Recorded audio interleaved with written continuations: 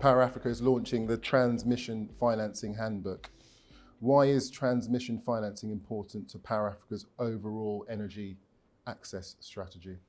I may have had this planted ready to give to you because I know you were excited about the question. Yeah, I am actually very excited we launched the handbook today, in fact, literally about an hour ago.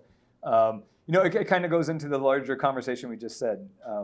If you can easily point to one bottleneck that has been holding back the sector, I mean, transmission's it, right? It's expensive, it's hard to do, it's rarely linked, in a really sound way to some of the generation projects. We've all seen the idea of countries paying deemed energy payments after something's been built and they can't evacuate the power. There's actually stranded assets all over sub-Saharan Africa that are basically generally wasted. We lose a ton of energy each year. I think the World Bank estimates 12% of what we put on generation is lost in sub-Saharan Africa, compared to like 6 in the US and Europe. The climate savings alone, I think something like a 1% loss, a 1% gain or reduction of loss in transmission over time would be equivalent to about a 1,500 megawatt coal plant.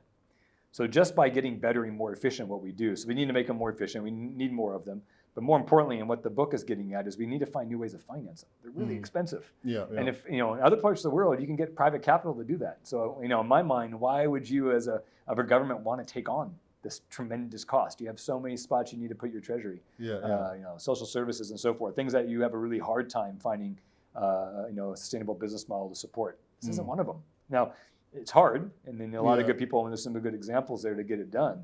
But this could totally be done with someone else's money. And you can still maintain your sovereignty and your questions and understand and own your own system. But let someone who's totally incentivized to get done quicker, more efficiently, they'll find solutions. And they'll probably do it on time, or they won't get paid, or you structure it that way. And then all of a sudden, all that money you had to put in these super expensive transmission lines, it can go somewhere else. It's huge. Absolutely. So South Africa is a great example, right? When they start building out that renewable energy, depending upon where they put it, there's going to be tons of transmission lines that are needed. Until you figure out a way to pay for it, it's going to be already part of what we know is going to be a massive bill transition from coal to renewable sources. So we do mega solar as well in Botswana and Namibia. Another, at this point, aspirationally, the biggest solar project in sub-Saharan Africa, attempt to put on 2 to 5 gigawatts of solar in Botswana and Namibia, in part to respond to diminishing the need for South African coal. But eventually, I think, as part of our rich power pool, which again, transmission will play a key role. So how do we incentivize? How do we create the ecosystem to really make that happen? How do we figure out how to put on that much solar? As we go forward, is going to be key. But transmission will be at the heart of that question. So we've established that there is the money out there, there is the appetite, there is a market for the for this push. How is financing going to work in terms of governments getting involved and the private sector as well? I mean, how's that going to work? Sure. No. I mean, it's a good question because you can make it really simplify as we had. Like, there's $130 trillion out there. There's a problem. Put the money on the problem. All right. This is a thorny problem set, right? If this was easy, A, there wouldn't be a Power Africa. B, 580 million people wouldn't not have power. Don't have power. It's super critical to figure out a lot of these things, right? And so underneath each one of these ideas of matching money to problem set, we have a ton of things to get done, right? A ton of things to get done. And I think for us, and kind of the whole concept that Power Africa is predicated upon, is partnership. I mean, at the end of the day, there's so many different roles to play. There's development partners, there's commercial finance, there's intermediate, there's concessional finance. We saw, one partnership we're going to be a part of, we're super excited about, is the Global Energy Alliance for People and Planet. This is the one that you probably heard about $1.5 billion of philanthropic capital and another 8.5 of DFI financing, plus development partners like ourselves. That number should grow and it should leverage billions more, 20, 30, 40, $50 billion over time. But that takes partnership, right? And it's right there in the name with Alliance, right? So how do we get that done? This is going to create jobs because it recognizes that it's going to bring emissions down and it's going to bring access up. But everyone's going to have a role to play. So as part of the rubric, there's delivery partners. We're going to bring our platform to work with that platform. We're going to bring the 170 Power Africa partners to bear on the Global Energy Alliance. Philanthropic capital is a whole new game changer. It's a whole new form of concessional finance we've never had before. And $1.5 billion is serious money. So their job and all our jobs is to figure out where to put that in the stack in the right way, to not crowd out the private capital, but rather to crowd it in and figure out how we move on some of these projects. I mentioned a second ago that distributed renewable energy is key here. So we talked about that before. There's new models that have to happen. The partnership of working with a utility that's used to doing something one way, working with a government that says, well, I've always kind of done this way, or we've seen it done this way. We got to change that around. Connects as a great example also here at the conference in Nigeria, who's saying, kind of went past that line of on and off and said, here's energy sources, we're going to have to mix them, and we're going to have to manage it in a new way. But we're going to need some regulatory support from Nigerian government here, and we're going to need some private capital here, and so forth. And so that partnership has to happen. Another great one we signed here at AEF is with Development Bank South Africa, DBSA. Great partner. I think our largest partner actually in terms of megawatts delivered to date at 3 gigawatts. We signed a renewal for another 3 gigawatts. We're going to work on just energy transition we talked about. Obviously, as a South African DFI, they have a huge interest there and a need to be part of it. So we're going to work on that. We're going to try to figure out regional transmission and integration. So again, another topic you and I already covered a bit, how critical that is. I mentioned mega solar, that's 2 to 5 gigs. They're going to figure out where they can plug into that investment chain. Hopefully early. We had a great conversation this morning about, they want to get in as early as possible. And so we need to tee up transactions as quickly as we can. But we still have to work with the governments and get the regulatory framework established and so forth.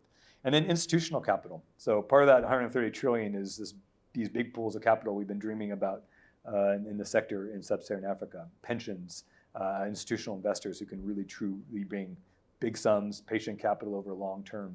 And more we can securitize and figure out how to package these investments, the better off we're going to be. So partnerships is super key. Some areas where I think partnerships work better and where I think Power Africa really becomes a useful partner is that part of it's on the receiving end of where the money wants to go, right? You need clear and transparent procurement processes. And we worked on this. We tried to do, we helped deliver the first full-scale solar procurement in Malawi, for instance, free and open. Sound strategic and integrated power sector planning. So this is complicated stuff. You just don't kind of go into it. You have to make sure you're very sequenced and thoughtful about what you need, where you need it, and what time frames. Something that we do a lot of. Transparent legal and regulatory frameworks are absolutely key. So you need to incentivize, or at the very least not disincentivize capital to go to certain spots of the market. And you need to have the right kind of regulatory frameworks with tons of examples out there for governments to grow on. The power pools you mentioned as well are absolutely key. Most of these solutions won't work if you try to keep it within your own country's boundaries. You have to figure out a way to move the power around to where it's needed. That will be more efficient and certainly more climate effective. And then finally, I mentioned before though too, strengthen environmental, social standards and gender equality. We have to really figure out a way to get all the voices, the local communities, everybody's voice to get in. There's so many different ways to solve the problem. And for too long, we've kind of been not inclusive enough on how to get there. So it takes a lot of listening, but it takes a lot of forward and purposeful action. We mentioned the gender angle earlier in the opening panel. Couldn't agree more. It's not just that women make 60% more if they have access to power on the receiving side of power, but we've shown time and time again with actual KPIs that utilities that have gender mainstreaming and more opportunities actually have better KPIs across the board. It just makes sense, right? Why would you limit yourself to half of the population in terms of where you're getting your good ideas from and so forth? So the idea that it's both who gets to deliver the power and how they do it and then who receives it is critical as well. Excellent. Thorny problem sets. We need a lot of different people in there. Yeah, we have to work together. Yeah, absolutely. I think we said earlier today that it was in this idea of on or off grid. And we kind of said everyone has their own entry point. And if you get fixated on what's most important to you and you can lose sight of everything else, doesn't work. And our point was, some of us are there trying to, and it's hard, trying to look at it all together. Trying to say that, if we can get this regulatory framework done and have that kind of investment climate, these kind of people have their voices included, so on and so forth. That kind of technology is a big one. We need to keep pushing the new technologies forward, battery storage, so on and so forth. Maybe we can get to it. To some extent, at times that looks like a program, which I think is unfortunately not the best model. It kind of makes it more outside in, or government owned or centralized. But to some extent, it is needed. When you get the right program together, and scaling solar with IFC historically is a great example.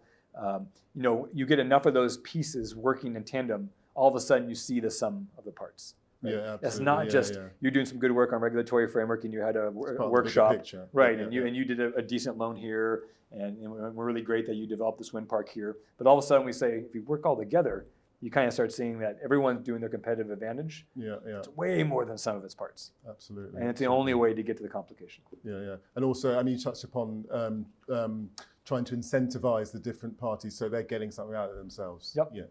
No, everyone's Absolutely. going to go into it when they have something to gain. Yeah. But the good news is that everyone can. Yeah, There's so much to gain on every.